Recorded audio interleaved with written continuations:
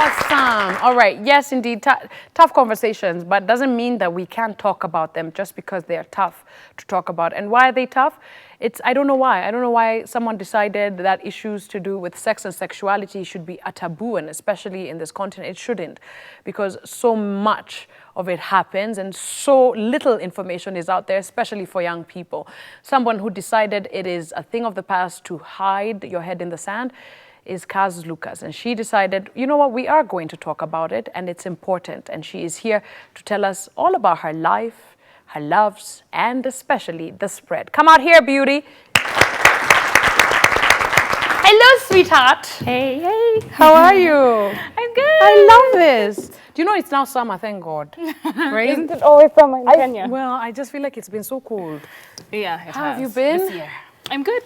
Good to see you. Good to see you too. Thanks for having me. And it's a pleasure to have you here. Kaz, you know, it's always so good to kind of look at your life, because it seems that you're always doing something new and you're reinventing. I've hosted you on cooking. You have. Yeah, we've talked music, writing, all of these things. Acting. Events, acting. You're like a Jill of all trades in a good way. Yeah. How are you? I'm good. How's your life in 2017?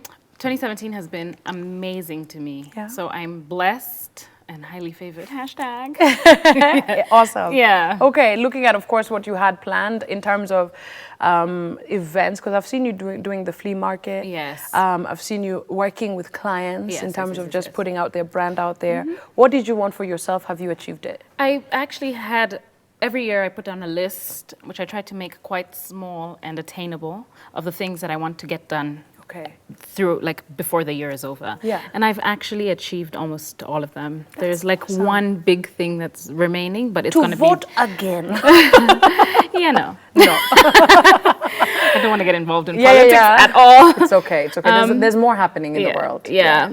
But yeah, this year I've been pretty good. Okay. So I'm really happy with my achievements. I'm really happy with where I am in my life right now. Okay. Like, I'm really just happy. 2017 has been such a good year. 2016 was like evil. Yeah. I'm happy to hear that. That's really positive. Yeah. Of course, I went looking at your stuff and I was like, wow, you know, I saw the spread. Actually, I remember you mentioning it, and then I saw it come alive, and then to see a year and a half later what it's become. Let's go back a year and a half ago. What is the spread? So the reason that I got into podcasting in the first place is because I was trying to find a digital forum that was upcoming, that had been untapped in Kenya. Okay. And podcasting was it, because I listen to a lot of podcasts. I'm obsessed with them, and I know that I have at the time I had a small circle of friends, and we'd sort of share, oh my gosh, have you heard this? Have you heard this? Yeah. So just kind of share podcasts. I particularly like to listen to a lot of sort of like sex positive podcasts, Okay. where people are talking about sexuality and sexual health. And then I was just like, there's nobody who has a platform where they can openly speak without censorship and create safe spaces for people from all walks of life to talk about sex. And I figured that would be me. Yeah, why not? Because I'm happy to talk about sex. Okay. Yeah, so for me, it's not a taboo subject, and I don't worry about like the repercussions of having such conversations. I do. Like, I'm worried about this conversation. Right now? Yes, I am. Girl, don't worry, I got you. No, but it's in a sense where, you know, it's morning TV. A lot of people who I think watch this show have a certain, but I feel, and this is why I decided to have this. important. It's the most important conversation, Yeah. I think, right now. Absolutely. Yeah. It's a very important conversation to have.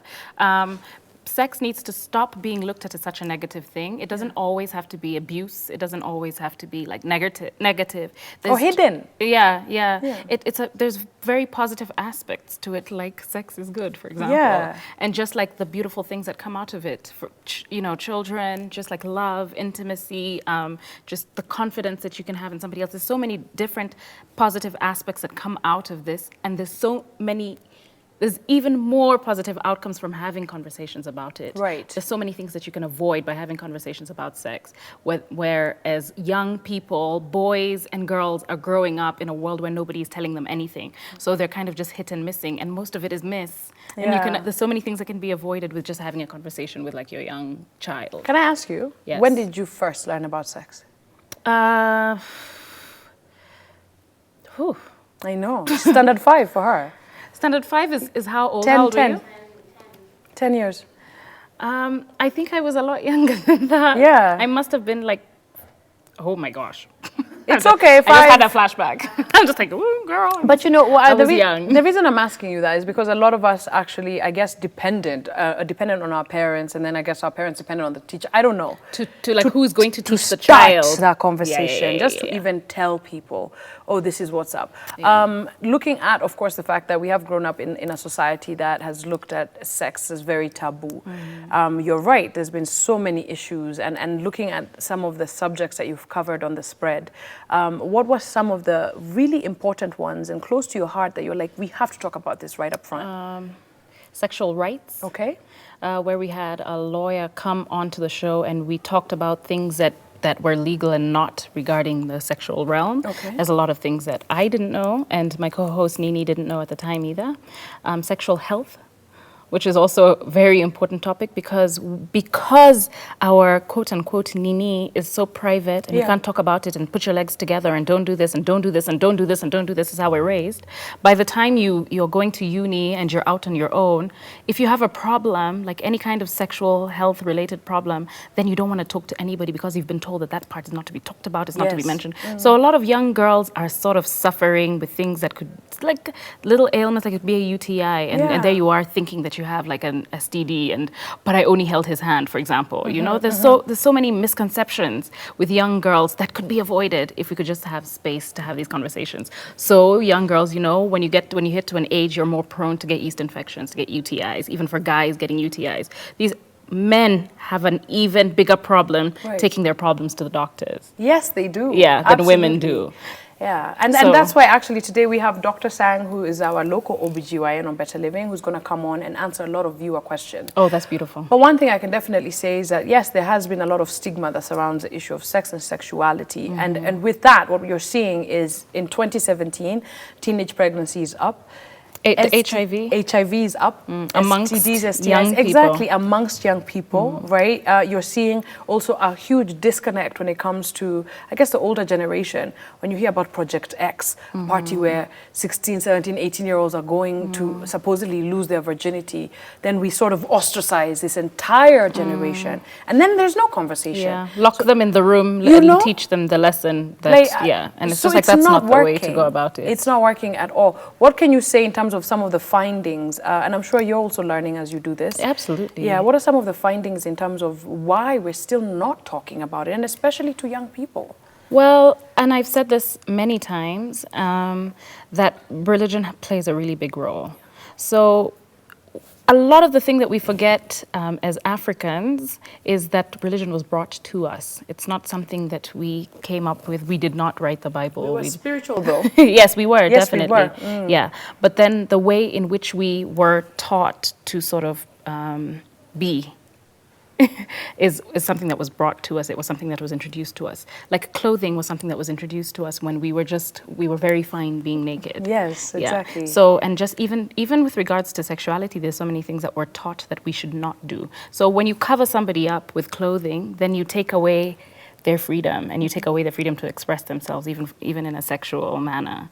And so I think that over time, just the way that the religion has been taught to us as an African society has taught us to stop so many things. It's bricks and blocks that were kind of put around these things that we already were before. So it's now about coming into ourselves and sort of like going back to our own African selves that we were before. You know, I mean, not necessarily, I'm not saying to get rid of the religion, it's just like understand it from a perspective where it means something to you as opposed to the way it's taught to us, and it's just almost in a disciplinary way. Right, exactly. Yeah, so I feel like that definitely plays a big role in the way that we teach our children to not do things, as opposed to here's a safe way to do the thing. Right, yeah. And I feel that I think that generation is our older generation was, you know, abstain. Yeah. And the fact is it didn't work. It's not working to date. And it also means, you know, that some of the measures that were put in place before have just not worked. Yeah. So I love the spread because it's a platform that is seeking to address a lot of these issues. One of my favorite subjects that you decided to pick on is slut shaming. What is slut shaming, Kaz? So there's many different kinds of shaming, but for that particular episode, we focused on slut shaming, and it's basically where society ostracizes, I'm just going to use females, for being just more expressive than other people. So both Nini and myself talked about our personal experiences, and just, you know, you wear a short skirt and you walk the streets and people will call you names. So it's just about like, actually guys, it's okay. Like, this is who I am. You can be who you are, and we don't have to like cross paths. Exactly. Yeah. So and I feel like I guess that there is that line. There's a lot of people who are like, I'm gonna be on this side, and then there are those lot that are on that side, and it makes everything crazy. It does, but I also feel like a lot of people who are outwardly putting or shaming, putting people down or shaming people are people who are just like hurt people. Yeah. So they're latently, I feel like in the back of their minds, they're just like, oh my gosh, I wish I could be like Kobi. But instead of saying that, I'm going to go on my keyboard onto your page and be like, oh, this little what, you know what I mean? Yes, exactly. That's all Spewing negative stuff all over the place. And it's just, it really is just like a form of jealousy or like, you know, and it's just like, be yourself, it's okay. Absolutely. We are going to talk a little bit about the content within the spread, but when you started this, it came as an idea. Yes. Then you implement it. Yes. Then the waves go out. Yes. Podcasts go out. People are listening. The reaction. Tell us first the positive and then tell us the negative. Okay. Because I'm sure there was some negative. Okay, so I'm going to tell you. Yeah. The positive has been like overwhelming. Okay. Yeah, I get so many emails and messages from fans listening, and they always listen to a show and immediately after comment, they're like, oh my gosh, that made so much sense to me because I was dealing with this and this at the moment. Like, our emails flood with a lot of responses. And funny enough, Kobi, we don't get so many negative. Really? Yeah. That's great. Maybe in the 1.5 years that I've been running, we've probably received like 2 negative emails. Have you come in contact with Ezekiel Mutua and the board? No. Okay. He didn't try to contact us. So you guys are safe in that area. We're always going to be safe. Yeah. Yes. I feel like it's very healthy. It's positive. The stuff that you're doing there. It is. And I mean, like I have a lot of thanks to give to Ezekiel Mutua if he's listening, because if it wasn't for him, he gave us like a proper jump start, you know? Really? Yes. Tell me. It was because of him we had this whole massive like a flooding of listeners, and our numbers sort of like doubled. So he did you a favor in a sense. He did us good. We're very grateful. Okay. In fact, I'm kind of looking for my next nudge. I'm just like, this one will do it. This show alone will do it. Give it up for Kazz, guys, okay? When we come back with this beautiful woman, of course, we'll talk more about the podcast and really all those subscribers. How do you monetize on such a great platform? We'll be right back with Kazz after this. Welcome back, everybody. We are back with Kaz Lucas. It's doing so great, Kaz. I love this conversation. I was nervous a little bit. Yeah, I know. But people get nervous when they have me on their shows. It's okay. I've learned how to like manage. Censor. But you know you're doing well. You're doing very well. Thank you. A viewer is asking to ask you, what is a podcast? A podcast is like an avenue. It's like a radio. It's online radio. It is online radio. Yeah. That's simple. Yeah, and that's where they can find you. Yes. So if you just Google the spread Kenya, then you're there. It'll all come up. Or even Kaz. Just Kaz. You're the only Kaz in Kenya. You know that, right? Yes. Kaz Lucas. Yes. That's it. Yes. We love it. You've been famous for forever. Famous for forever. No, literally, you're the biggest star ever. Yes. Oh my God. It's so true. They should make little life-size dolls of you so that I can take you home and you can say that to me every night before I sleep. So, of course, I feel like this was a very natural segue for you because you've established your brand, your name, people know you. Yeah. So they trusted you a lot. When you started this and what it has quickly become over the last 1.5 years, were you ready? No. I was not ready. The spread, I say this often, has taken over anything that I ever imagined that it would be. It's bigger than me, and sometimes I'm too overwhelmed because I don't know what to do. I'm just like, what's the next step? Like, I can't stop, you know, because there's so many people who are depending on those conversations, and I've created this quote-unquote movement, and I can't stop. So I'm always just like, what do I do? What's next? It's hectic, but I absolutely love it. It's in a good way, isn't it? In a good way. But you know, it speaks volumes, and I've had these kind of conversations. I've interviewed Maurice Matheka, who is a very controversial blogger and sex therapist. And one thing I've found is, and I'll even just say this, and this is just out of digression's sake, right? I have a friend who works in a hotel. And she told me, I said, guys, what's happening now with the elections in your business? You must be suffering. She said, please, we don't suffer. Come to the hotel between 11 and 2. All the rooms are booked. So people are having sex in this country a lot, you know? Especially during the election times. And they're stressed.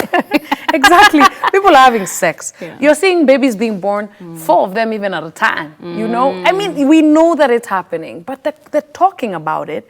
We've decided, no, we're not going to talk about it. And someone told me, Kobi, we're Kenyans. What do we need? Why do we need to talk about it? For what? And then think about it, Kobi. So there's all of this sex that's happening, but then, and all of these conversations that are not happening. Yeah. Imagine how many people are going into situations not knowing what they're doing, not knowing whether they're safe, not knowing, you know, like there's a lot of young girls going into situations, not feeling comfortable about that situation, but still going into it because in the back, you know, it's done in the movies, it's done because that's where they're getting the information from, the internet, free porn sites, movies, just all of this information that is coming from the media to these young girls. And they don't know how else to do except to want to be one of those people. Those are the people they're looking up to. Right. And just because parents have decided that they don't want to have these conversations with their kids. I mean, my first conversation regarding sex was with my mom when I was 11. Really? Yeah. And she came to me and she was like, so are you having sex? Mom, I'm 11.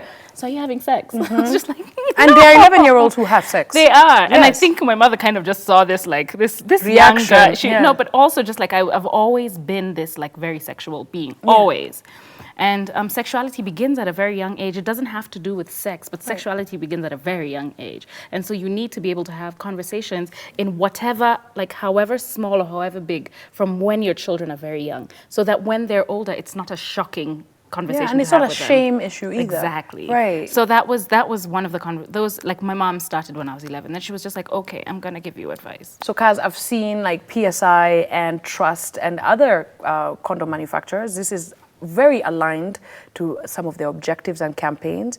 Are you looking to partner with organizations like this? Absolutely. Actually, as the spread, we haven't made money in the 1.5 years that we've been running. Really? Yeah. Are you joking?